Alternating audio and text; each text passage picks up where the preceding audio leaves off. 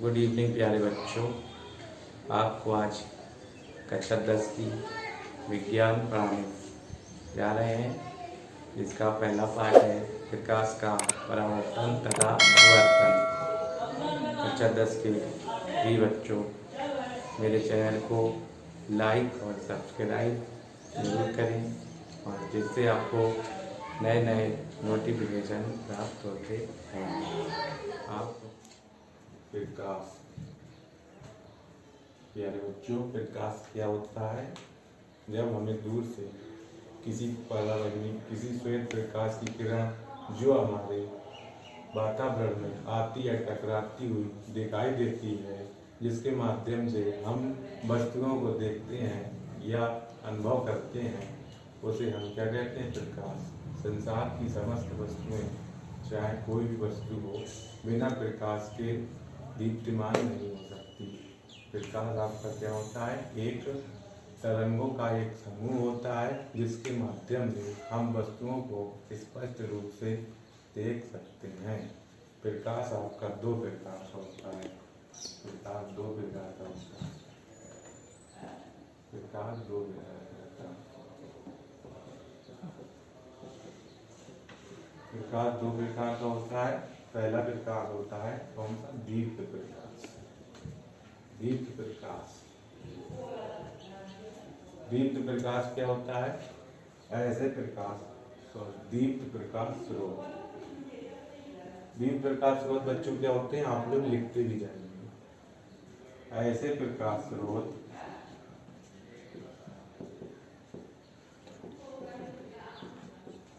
जो प्रकृति में,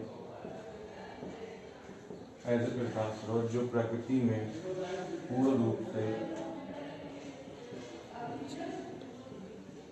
प्राकृतिक होते हैं,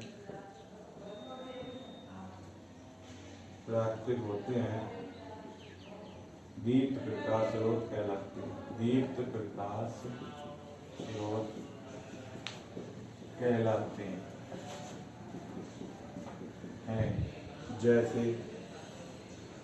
जैसे मान लीजिए सूर्य का प्रकाश हो गया, और वगैरह चंद्रमा का प्रकाश हो गया, और कई सारी चीजें हो गई हैं, जिससे हमें प्रतिबिंब हमें स्पष्ट रूप से दिखाई दे, या जिससे हमें वस्तुएं स्पष्ट रूप से दिखाई दें, हमारी आंखों तक उनका प्रतिबिंब आसानी से बन सके, उसको हम क्या कहते हैं? प्रकाश कहते हैं। प्यारे बच्चों, दीप्त प्रकाश स्रोत क्या होता है? ऐसे प्रकाश स्रोत जो प्रकृति में पूर्ण रूप से प्राकृतिक रूप से प्राप्त होते हैं, हमें कौन से स्रोत कहलाते हैं? दीप्त प्रकाश स्रोत कहलाते हैं। जैसे आपका चंद्रमा हो गया, सूर्य हो गया, ये सब कैसे हैं? दीप्त प्रकाश स्रोत। इसके बाद में कौन से स्रोत होते हैं? अदीप्त प्रकाश। अदीप्त प्रकाश स्रोत कैसे होते हैं? ऐसे प्रकाश स्रोत जिसमें हमें प्रकाश किसी प्राकृतिक रूप से न प्राप्त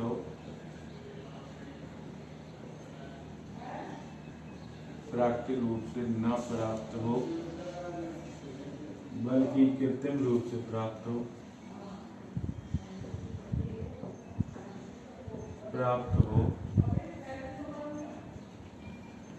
अदीप्त प्रकाश स्रोत कहलाते हैं।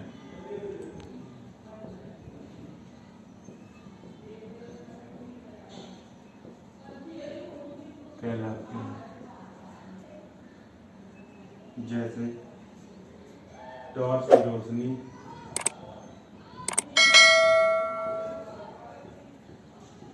मोमबत्ती आदि। प्यारे बच्चों, जैसा कि भी हमने बताया कि दीप्त प्रकाश स्रोत कौन से प्रकाश स्रोत होते हैं? ऐसे प्रकाश के स्रोत जिनसे हमें प्राकृतिक रूप से प्रकाश प्राप्त होता है, यानी जिसके लिए हमें किसी अन्य माध्यम की आवश्यकता न हो, वो कौन से प्रकाश स्रोत कहलाते हैं? दीप्त प्रकाश स्रोत जिनका अपना स्वयं का प्रकाश होता है, बल्कि जिनका अपना स्वयं का प्रकाश होता है, हमें कौन सा दीप्त प्रकाश स्रोत, और जो दूसरे पर निर्भर होते हैं प्रकाश के लिए, जो दूसरे पर निर्भर होते हैं प्रकाश के लिए, वो कौन से होते हैं? अदीप्त प्रकाश स्रोत कहलाते हैं। हमने बताया जैसे मोमबत्ती, लालटेन वगैरह, ये सब कैसे हैं? अदीप्त प्रकाश स्रोत हैं। सूर्य का प्रकाश, चंद्रमा का प्रकाश, ये सब कैसे प्रकाश स्रोत हैं? दीप्त प्रकाश स्रोत हैं। अब आते हैं अगले टॉपिक पे। आपका अगला टॉपिक है इस पे प्रकाश का परावर्तन क्या होता है। बहुत इंपॉर्टेंट है आपकी हाई स्कूल में पेपर की दृष्टिकोण से आता है। देखिए प्रकाश का परावर्तन, हेडिंग है आपकी प्रकाश का परावर्तन। प्रकाश का परावर्तन देखिए क्या होता है। प्रकाश का परावर्तन, प्रकाश का परावर्तन को समझने के लिए आपको एक डायग्राम के माध्यम से थोड़ा सा उसमें विस्तार से समझाते हैं। देखिए आप लोग,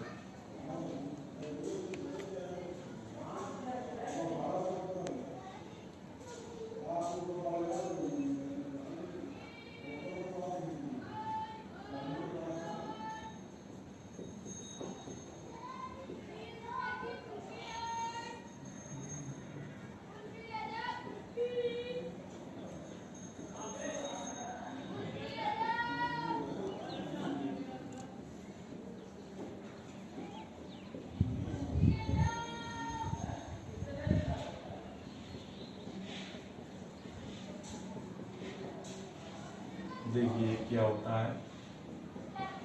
जब प्रकाश की किरण, प्रकाश का परावर्तन को समझिए आप लोग पहले बच्चों। क्या बच्चों, प्रकाश का परावर्तन क्या होता है? जब किसी प्रकाश की किरण, किसी चिकने या तिरछे माध्यम से टकराती है, किसी चिकनेदार फर्श या किसी माध्यम से टकराती है, तो टकराने के पश्चात वह अपने मार्ग से विचलित हो जाती है। टकराने के बाद क्या होता है बच्चों? जब कोई प्रकाश की किरण सूर्य से डायरेक्ट आती है, सूर्य से डायरेक्ट आने के बाद में क्या होती है? पृथ्वी पर किसी चिकने या पॉलिशदार सतह पर टकराती है। कुछ देर टकराने के बाद वहां ठहरने के पश्चात कुछ सेकेंडों तक अपने मार्ग से पुनः जहां से किरण आई है वहां पर पुनः पहुंच जाती है, या वापस उसी माध्यम में पहुंच जाती है। एक माध्यम से आती है और पृथ्वी पर टकराने के पश्चात दूसरे माध्यम पर, और जहां से किरण आई है, जहां से निर्गत हुई है, वहां पर वापस पहुंच जाती है। प्रकाश की इस घटना को हम क्या कहते हैं? प्रकाश का परावर्तन कहते हैं। सीधी सीधी बात है। इसमें क्या होता है? यहाँ पे कोई एक किरण है, किरण आपकी क्या हुई? टकराई। टकराने के पश्चात क्या हुआ? डिफ्लेक्ट हुई, अपने मार्ग से परिवर्तन हुई। परिवर्तन होने के बाद में क्या हुआ? अपने मार्ग से नीचे की ओर आई, और नीचे की ओर आने के बाद में क्या हुआ? उसका परावर्तन हुआ। परावर्तन के पश्चात वह अपने माध्यम में पुनः वापस लौट गई। प्रकाश की इस घटना को क्या कहते हैं? प्रकाश का वर्तन। तो बच्चों थोड़ा सा लिख ले इसमें। जब कोई प्रकाश की किरण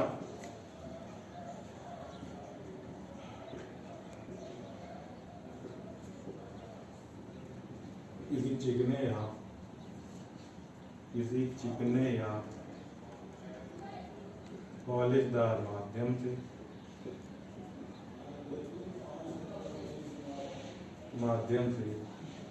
टकराती है, टकराने के पश्चात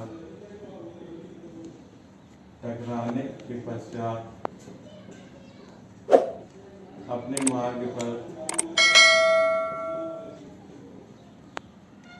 मार्ग पर पुनः वापस हो जाती है। अपने मार्ग पर पुनः वापस हो जाती है। प्रकाश के इस घटना को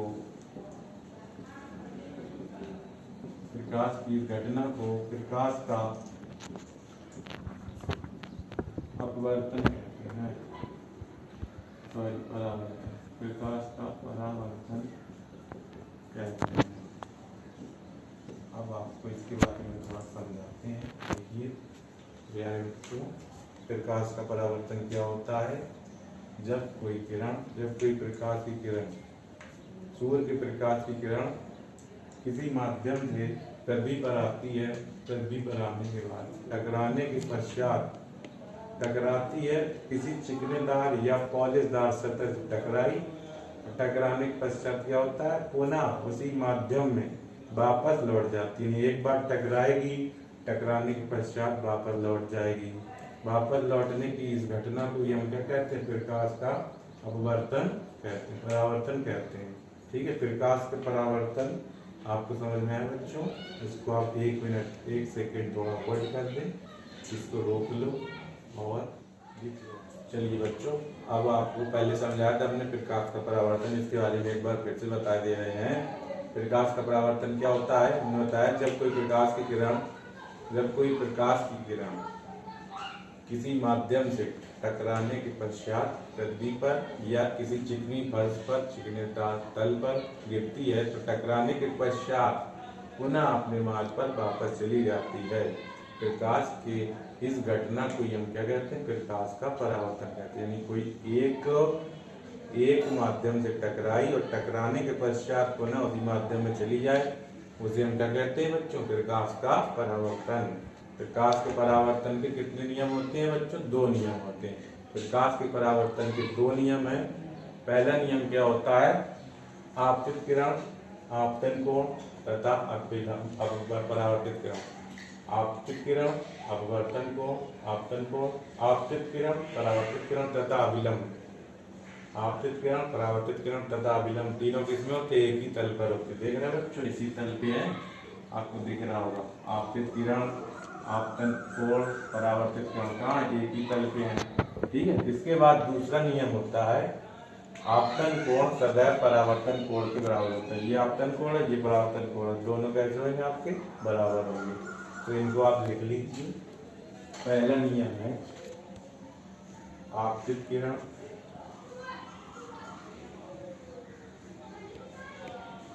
परावर्तित किरण, अभिलंब, तीनों एक ही तल पर होते हैं। तीनों कहाँ होते? एक ही तल पर होते हैं। कौन कौन सी किरण? आपतित किरण, आपतन कोण और परावर्तित किरण, तीनों कहाँ है? नीचे एक तल पर। ठीक है, आप देखिए दूसरा नियम क्या होता है, आपतन कोण सदैव किसके बराबर होता है? परावर्तन कोण के।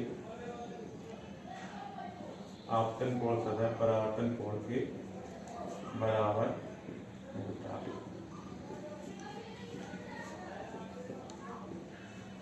आपतन कोण किसके बराबर होता है? सदैव परावर्तित कोण के बराबर होता है। अब तो ये सब होता है। प्यारे बच्चों, अब आपको प्रकाश के अगले भाग के बारे में बताते हैं। अब आपको बताते हैं प्रतिबिंब क्या होती है, इसको इमेज कहते हैं। इमेज कैसे बनती है, प्रतिबिंब आखिर बनता कैसे है? प्रतिबिंब आप लोग समझते होंगे, छाया कैसे बनती है। देखिए, यदि प्रकाश की किरण किसी वस्तु के किसी बिंदु से चलकर, यानी कोई वस्तु रखी है, उसके किसी बिंदु से चलकर परावर्तन के पश्चात, परावर्तन अभी पढ़ाया था, क्या होता है? जब कोई प्रकाश किरण टकरा कर वापस अपने माध्यम में लौटती है, उसे क्या कहते हैं? परावर्तन।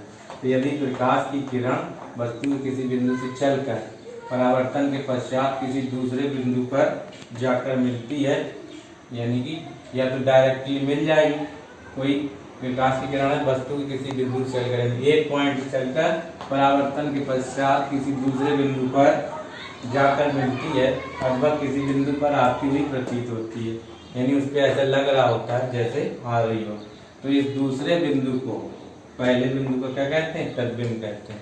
यानी जो दूसरा बिंदु है वो क्या कहलाएगा? पहले बिंदु का प्रतिबिंब। यदि प्रकाश की किरण वस्तु के किसी बिंदु से चलकर परावर्तन के पश्चात किसी दूसरे बिंदु पर जाकर मिलती है अथवा किसी बिंदु पर आती हुई प्रतीत होती है, तो इस दूसरे बिंदु को पहले बिंदु का प्रतिबिंब कहते हैं। प्रतिबिंब कितने प्रकार का होता है बच्चों? 2 प्रकार का होता है। 2 प्रकार कौन कौन से होते हैं? पहला होता है वास्तविक प्रतिबिंब। वास्तविक प्रतिबिंब में क्या होता है? प्रकाश की किरणें चलती हैं और वस्तु के किसी बिंदु से चलने के पश्चात, प्रकाश की किरण चली और चलने के पश्चात परावर्तन के पश्चात किसी दूसरे बिंदु पर जाकर वास्तव में मिल जाए, यानी कि उसमें कोई इमेजिनरी की चीज ना हो, सीधे सीधे जा करके वहां पर मिल जाए, वास्तव में मिल जाए, तो ऐसे क्या कहलाता है? हमें ऐसे प्रतिबिंब को हम कौन सा प्रतिबिंब कहते हैं? वास्तविक प्रतिबिंब, यानी जो हमें वास्तव में प्राप्त हो और जो पर्दे के रूप में हमें प्रतिबिंब प्राप्त हो, कौन सा प्रतिबिंब होता है? वास्तविक प्रतिबिंब। दूसरा नंबर होता है आभासी प्रतिबिंब, जिसका सिर्फ हमें क्या हो? आभास हो, यानी वर्चुअल इमेज। तो इसमें क्या होता है? प्रकाश किरणें वस्तु के किसी बिंदु से चलकर परावर्तन के पश्चात, यानी परावर्तन के पश्चात किसी दूसरे बिंदु पर जाकर मिलती हुई प्रतीत होती हैं। वहां पे क्या था कि एकदम से मिल जाती थी, रियल हो जाता था कि हाँ हो गई, मिल गई। लेकिन यहाँ पे क्या है कि देखिए बच्चों, अब उसके प्रकाश के बारे में हमने बताया था, प्रकाश के परावर्तन, प्रकाश का विवर्तन, प्रकाश के परावर्तन के नियम। इसके बाद आपको बताया प्रतिबिंब कैसे बनता है, प्रतिबिंब के टाइप, प्रतिबिंब दो प्रकार के होते हैं ये बताया। इसके बाद हमने पढ़ा है गोली दर्पण। गोली दर्पण कितने प्रकार का होता है? अभी पिछले वीडियो में हमने बताया। कितने प्रकार का होता है गोली दर्पण? दो प्रकार का। एक होता है अवतल, जिसका बाएं भाग दाएं भाग क्या होता है? उभरा हुआ तथा सतह थोड़ी ढली हुई होती है, और उसका परावर्तक तल निम्न होता है। तल दर्पण और तल दर्पण दोनों बारे में बताया। और इसके बाद में गोली दर्पण से संबंधित कुछ परिभाषाएं हैं जो आपके कोर्स में, एग्जाम में, हाई स्कूल के पेपर में पूछी जाती हैं। अति महत्वपूर्ण परिभाषाएं हैं, इनके आप नोट्स बना लीजिए, जिससे कि आपको दिक्कत ना होगी, आपको प्रॉब्लम ना हो। तो ठीक है, देखिए आप लोग, आपको इसी से संबंधित परिभाषाएं आपको समझाते हैं। पहली परिभाषा है दर्पण का वक्रता केंद्र। दर्पण का वक्रता केंद्र क्या होता है? ये गोली दर्पण, अवतल दर्पण या उत्तल दर्पण हो, कोई भी दर्पण हो, जिस केंद्र पर, जिस गोले पर बना होता है, जिस गोले का भाग होता है, जिस गोले पर भाग होता है, उसका केंद्र क्या कहलाता है? वक्रता केंद्र कहलाता है। यानी कि जिस गोले का दर्पण भाग होता है, जिस गोले के अंदर दर्पण बना हो, उसका भाग होता है, उसका केंद्र क्या कहलाता है? आपका वक्रता केंद्र कहलाता है। बच्चों क्या हुआ? वक्रता केंद्र क्या होता है? जिस गोली दर्पण के अंदर दर्पण आपका स्थित होता है, उस गोले का केंद्र, यानी उस गोले का केंद्र क्या कहलाता है? आपका वक्रता केंद्र कहलाता है। ठीक है, अब देखिए वक्रता त्रिज्या क्या होती है।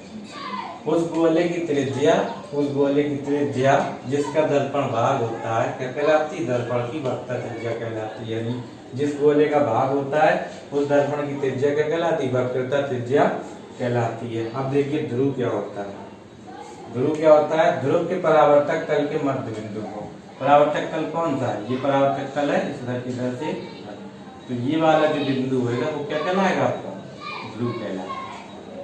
ठीक है, ये क्या कहलाएगा? वक्रता केंद्र कहलाएगा। ठीक है, यहाँ से लेके यहाँ तक की दूरी क्या कहलाएगी? वक्रता त्रिज्या कहलाएगी।